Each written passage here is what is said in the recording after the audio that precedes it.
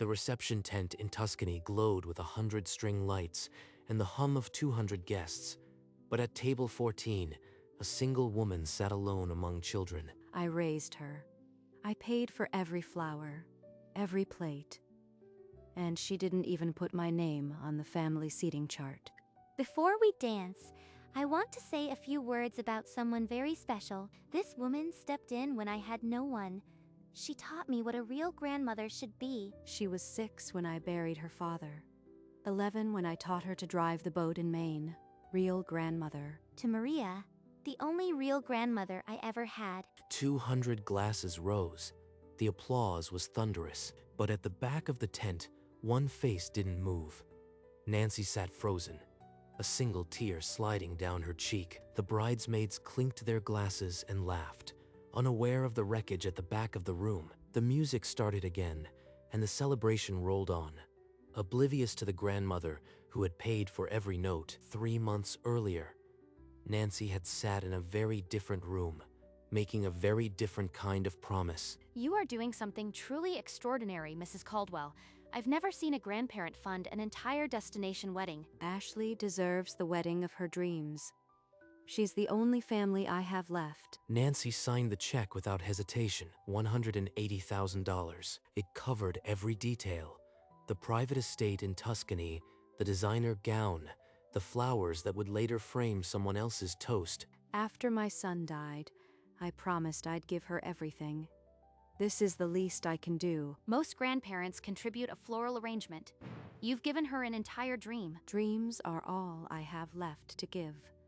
She's worth every penny. In the weeks that followed, Nancy watched Ashley's excitement from a distance. Invitations, fittings, menu tastings. She paid for them all, but nowhere in those plans was a seat for her at the family table. A month before the wedding, the calls grew shorter and the requests grew larger. Grandma, I need your help with the honeymoon. It's way over budget. How much, Ashley? Another 20,000. I know it's a lot, but you want us to be happy, right? Nancy wired the funds without hesitation. It emptied a savings account she'd built for emergencies. Every call now comes with a price. When did I stop being her grandmother and start being her bank? A week later, a coffee date she'd been looking forward to ended before it began. A text from Ashley read, "Sorry, Grandma, Maria surprised me with a spa day. Can we reschedule, XO?" She never reschedules, and I just paid for that spa, even though I am not the one invited. But Nancy kept writing checks, because she believed that was love. One afternoon, Nancy arrived early to drop off final payments. She heard Ashley in the next room, laughing on the phone. Yeah, my grandma's paying for everything. That's the only reason I even invited her. Nancy froze outside the door. The laughter echoed like a verdict. I've been nothing but a wallet to her? Nothing. 3 hours later, she sat across from her lawyer, Mr. Thompson, in a mahogany-paneled office that smelled of old books and final decisions. I need to make some changes to the trust. Immediately. Are you sure, Mrs. Caldwell? This is irreversible. Nancy signed where he pointed. The pen scratched with finality, as if carving the last page of a long chapter. When she left, a manila envelope rested in her handbag, sealed and heavy with consequence. The wedding was a week away, and for the first time, Nancy wasn't just writing a check. She was writing an ending. The morning of the wedding, Nancy sat in Mr. Thompson's office one last time. The dissolution papers had been processed overnight. As of 9 o'clock this morning, the trust is dissolved. The funds reverted to your personal account. Thank you, Mr. Thompson. I have a wedding to attend. She tucked the final documents into the same manila envelope, slipped out of the office, and drove toward the Tuscan hills. The private estate emerged from the olive groves, like something out of a dream, the dream she had paid for. Mrs. Caldwell, you look beautiful. Let me show you to your table. The wedding planner led her through the tent, past the main tables, to a small table in the corner. Table 14. The children's table. Crayons and coloring books scattered next to plastic cups. The envelope is in my bag.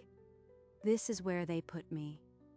This is where I will start. She sat down, smoothed her champagne blouse, and waited, composed, silver, ready. The tent filled with laughter and champagne. Ashley glided from table to table, but she didn't stop at 14. She paused only at Maria's seat, bending to kiss her cheek and adjusting her corsage as if she were the guest of honor. A guest at the next table leaned toward Maria, voice full of admiration. "Is the bride your granddaughter? She seems so devoted." She's like a daughter to me. I've been blessed. Like a daughter. I raised her from childhood. I buried her father.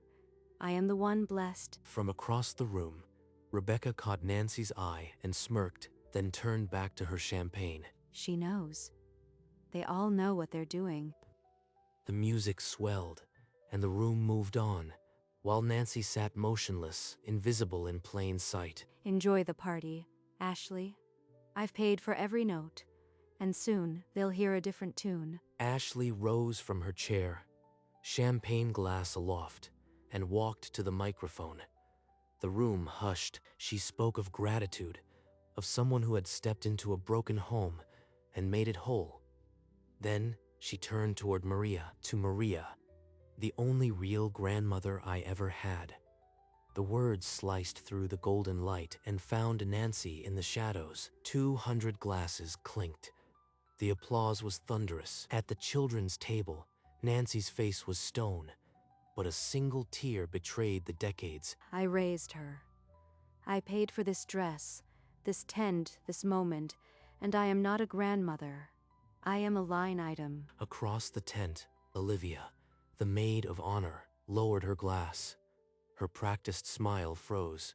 She didn't just insult her. She erased her after everything Nancy did.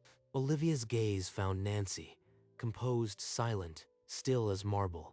Not a victim, a queen. And Olivia knew, in that crowded tent full of celebration, one woman had just been buried, but not forgotten. Olivia placed her glass on the table and excused herself toward the restrooms. She locked the stall door, leaned against the marble vanity, and pulled a folded paper from her clutch. It was the letter she had found that morning, crumpled in Ashley's to-throw-away pile. "My dearest Ashley, on your 11th birthday, I want you to know that I have set up a trust fund for your future. You will never want for anything.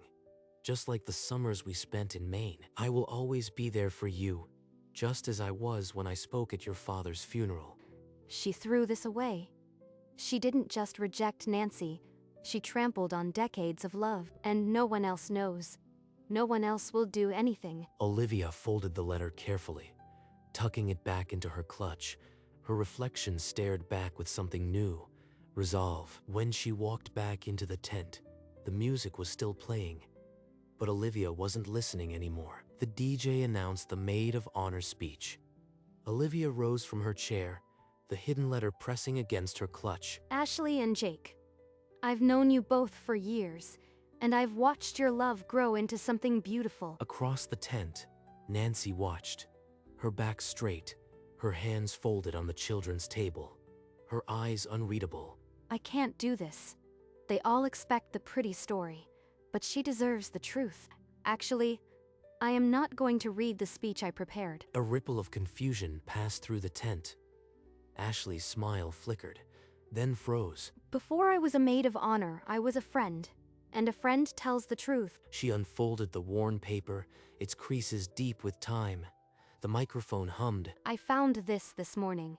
It wasn't meant for me, but I think it's time you all heard it. In the corner, Nancy's tear-streaked face lifted, a quiet, fearful hope igniting in her blue eyes. My dearest Ashley, on your 11th birthday, I want you to know that I have set up a trust fund for your future. It will mature when you turn 25, worth over $2 million. You will never want for anything, just like the summers we spent in Maine, sailing on the lake and watching the stars. I will always be there, just as I was when I spoke at your father's funeral, holding you in my arms while you cried. The room fell into a heavy silence.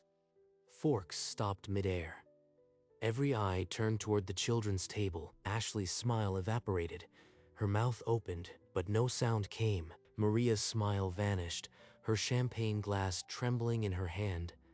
This wasn't the toast she had prepared for. Nancy's composure finally broke.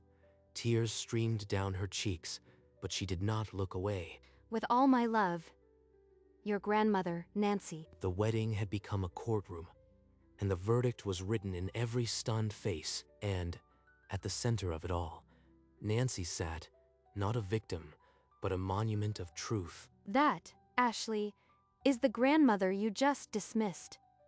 The one who gave you everything. Ashley's face turned ashen. Her mouth opened and closed like a fish gasping for air. Nancy pushed back her chair, the sound echoing in the silence. She stood, straight and regal. Thank you, Olivia. You've given me back something I thought I'd lost forever. Olivia nodded, her face both sad and triumphant. She folded the letter and stepped away. Nancy walked through the parted crowd, her heels clicking on the floor, the envelope in her grip. It was the same envelope she had sealed in the lawyer's office that morning. She stopped at the bridal table, looming over Ashley, who shrank back in her chair. Nancy held out the envelope between them, the paper crinkling as her fingers tightened. 200 guests held their breath. Not a clink, not a whisper. Only the weight of what came next. You wanted a wedding, Ashley. I gave you one worth $180,000. You wanted a grandmother. You chose another. But this is what I take back. She released the envelope onto the white linen and turned away, her back straight as a steeple. The guests parted for her like a sea, their faces a blur of shock and pity. Jake stared at the envelope, then at his new wife, who had become a stranger in seconds. Ashley's hand trembled above the manila seal, her breath caught in her throat. The envelope sat there, ordinary and devastating, holding the last chapter of Nancy's love. Outside the tent, the string lights still glowed, oblivious to the wreckage within, and inside, a bride reached for the answer she was not ready to receive. Ashley tore the envelope open, the paper ripping with a sound that cut through the silence like a verdict. She pulled out the top document, her eyes scanning the heading, Petition for Trust Dissolution, dated that morning. Effective immediately, the trust fund of $2,400,000 is revoked and returned to Nancy Caldwell. No, she did it on my wedding day. She took back everything. Jake snatched the next page from the envelope, his face a mask of dawning terror. A credit card statement. The balance was circled in red ink, $74,000. The honeymoon. You told me she paid for it. We owe 74 grand. Ashley's gaze fixed on the numbers. The trust was gone. This new debt stood in its place. 200 guests watched a marriage collapse before it began. Nancy had walked away, and so had their future. That morning, hours before the toast, Nancy had stood at the bank counter, the trust documents clutched in her hands. She slid them across the marble counter, and the teller processed the dissolution with a single, irrevocable stamp. The trust that had been Ashley's birthright vanished. $2.4 million returned to Nancy Caldwell. She thought she was erasing me, but here I erase what she actually loved. Nancy signed the final form. Her signature was steady, a neat, sharp, practiced stroke. She placed the signed papers into the manila envelope, then slid in the credit card statement with the circled balance. $74,000 she hid from me. She can repay it herself now. She sealed the envelope with a strip of tape, her fingers never trembling, and then she walked out of the bank, the envelope tucked under her arm. Like a weapon, she left for the Tuscan hills, toward the wedding she had paid for, toward the ending she had written. Wait, Grandma, I am sorry. Please. Nancy didn't turn. The silk of her blouse disappeared into the golden light, as if swallowed by the truth itself. Maria stepped forward, her hand outstretched toward Ashley. Don't touch me. You let me do this. You let me choose you over her. Rebecca held up her phone, her smirk illuminated by the screen as she recorded the meltdown. Ashley, what have you done? You lied to me too. A champagne glass fell from a guest's hand and shattered on the marble floor, the sound slicing through the murmurs. More phones rose around the tent. The wedding had become a spectacle. Ashley stared at the empty doorway, her mascara streaking, gasping for breath that wouldn't come. She had traded a real grandmother for a performance, and now the stage was empty. Jake stepped closer, the credit card bill trembling in his fist, his voice frayed with disbelief. You said your grandmother took care of everything, but this is in your name. I thought she'd pay it. She always paid. The flowers, the dress, everything. $74,000. Did you even read it? I never looked at the bill. I just forwarded it to her accountant and assumed it was handled. You never looked? You just assumed she'd pay forever? She never said no before. How was I supposed to know? It wasn't covered. It's in your name alone. Our marriage starts with a lie. He dropped the paper on the table and walked away. Ashley reached for him, but he didn't look back. Their wedding night gleamed with string lights and shattered dreams. The debt was theirs to carry alone. Nancy slid into the driver's seat of her rental car, the leather cool against her silk blouse. The tent lights glowed in the distance. I raised a girl who cheered at baseball games in Maine. I don't know who that bride was, but I am still her grandmother. And from now on, I am free. She started the engine. The car hummed to life, a quiet companion in the velvet dusk. She pulled out of the estate, the gravel crunching under the tires, and did not look back. The winding road unspooled before her, lined with cypress trees standing like silent sentinels. $180,000 I gave her, and I don't regret a cent. That wedding was my goodbye. The trust wasn't meant to buy love. It was meant to secure a future. She's not ready for it. The sun dipped below the hills, painting the sky in shades of rose and gold, and Nancy Caldwell drove on, no longer the woman who had written the checks, but the woman who had written her own ending. The tent lingered in a strange, hollow silence. The string lights still glowed, but the magic had soured into a spectacle. Olivia stood near the edge of the dance floor, the unfolded letter still in her hand. I ruined her wedding, but I also saved her from herself. She watched Ashley sobbing at the bridal table, alone with the torn envelope and the bill. She'll hate me forever, but she'll also know the truth, and maybe someday that will matter. She folded the letter carefully, pressing the creases flat. She would keep it, a small relic of a grandmother's love. She slipped her clutch under her arm and moved toward the tent flap, her dusty rose dress blending into the shadows. No one stopped her. The guests were too busy trading whispers and uploading videos. I did what I had to do. Not for Ashley, not for Nancy, but for the truth. Outside, the night air was cool and clean.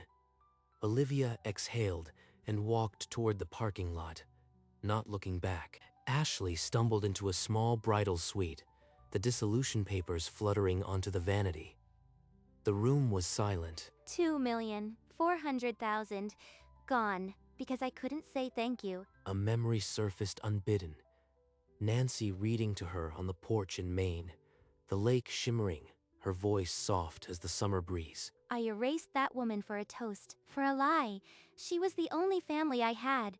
The tears came then, not from anger, but from a loss that ached like a physical wound. What have I done? She grabbed the dissolution paper, the ink blurring under her tears, as the weight of her choices pressed into her chest.